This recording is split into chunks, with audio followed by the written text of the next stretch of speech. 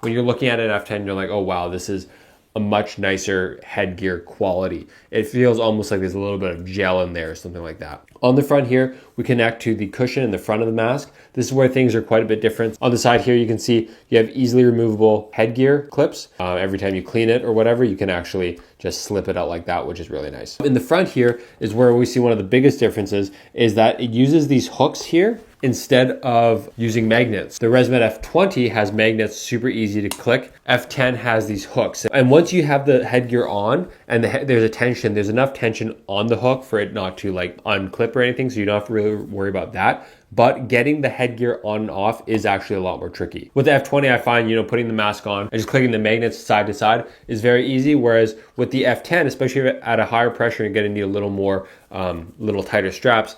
I find that you kind of have to start with this, just have one strap dangling, put it on, which is a little tricky.